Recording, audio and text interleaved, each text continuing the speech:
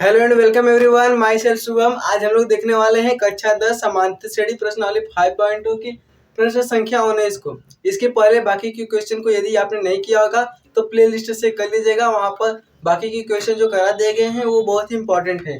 प्रश्न संख्या 19 हमारे पास क्या है कि सुब्बा राव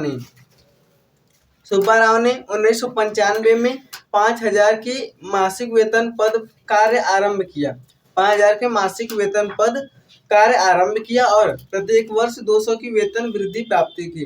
कोई सुब्बा राव का व्यक्ति है, वो नौकरी करने जाता है तो वो 5 वर्ष की मासिक वेतन मतलब एक महीने का खर्च उसे 5,000 मिलता है और प्रत्येक वर्ष 2,000 की वेतन में 200 की वेतन में वृद्धि होती है और प्रत्येक वर्ष उसकी वेतन में 200 की वृद्धि होती है।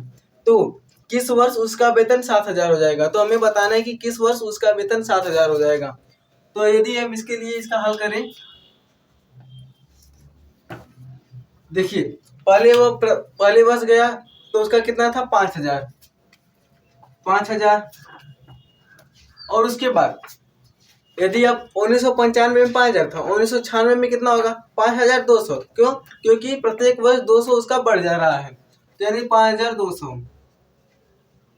फिर तीसरे वर्ष 5,400, उसका प्रत्येक वर्ष 200 बढ़ता जा रहा है। तो ये हमारे पास एक श्रेणी यदि हम बनाना चाहें, एक एपी बनाना चाहें तो एपी क्या बनेगी, पहले 5,000 फिर 5,200 5,400, ऐसे करते करते कितने वर्ष बाद उसका वेतन 7,000 हो जाएगा। ये कितने वर्ष बाद उसका 7,000 हो जाएगा, यानी हमें एन की वैल्यू निकालना है, पदों की संख्या। तो इसमें प्रथम पद ए की वैल्यू क्या है 5,000, प्रथम पद ए की वैल्यू कितनी है 5,000 और सार्वंतर डी कितना है, दूसरे पद से पहला पद घटा देंगे। सार्वंतर निकालने के लिए क्या, दूसरे पद से पहला पद घटाएंगे, यानी 5,200 से हम लोग 5,000 घटा देंगे, तब कितना आएगा 200। ये हमारा सार्वंतर आ गया। अब यहाँ पर देखिए 7,000 जो अंतिम पद है, यानी कि एन बराबर 7,000।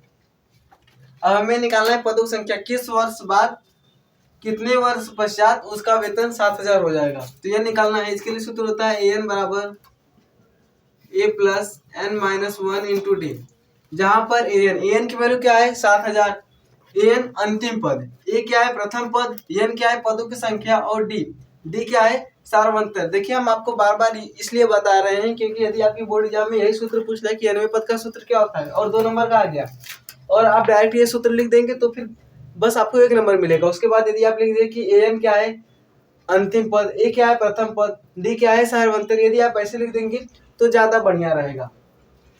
अंतिम पद हमारे कितना है 7,000 बराबर ए प्रथम पद कितना है 5,000 प्लस एन की वैल्यू हमें निकालना है, यानी पदों की संख्या निकालना है, सार्वंतर कितना है 200। अब ये प्लस इधर आएगा माइनस होगा, तो 7,000 माइनस 5,000 बराबर n माइनस 1 इंटू 200। ये इसमें से घटेगा 2,000 बट्टे 200 बराबर n माइनस 1। इधर है देखिए गुणे में था, इधर आएगा बटे में हो गया। जब ये कटेगा 0 से 0 कट गया, 2 दहा में 10, यानी कि 10 बराबर n माइनस 1। ये से कटेगा 10 बार में 2 दहा में 10, ये कट गया। अब n बराबर 11, यानी कि 11 वर्ष बाद उसका जो वेतन होगा वो 7,000 हो जाएगा। अतः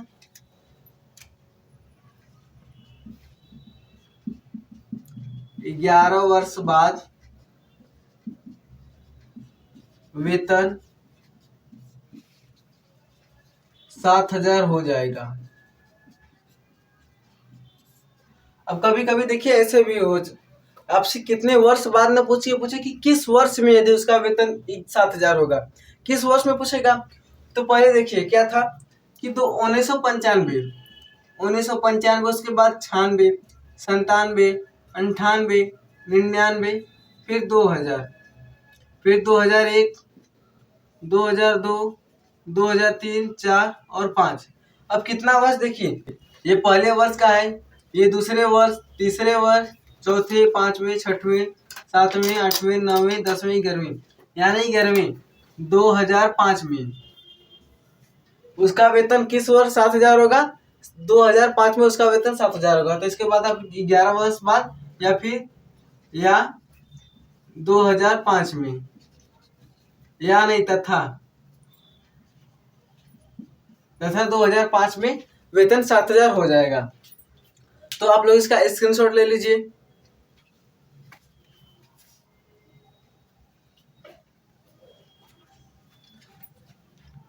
तो इस प्रकार हमारा यह प्रश्न संख्या 19 समाप्त होता है। अब हम आपसे मिलेंगे नेक्स्ट वीडियो में प्रश्न संख्या 19 के साथ। तब तक के लिए धन्यवाद।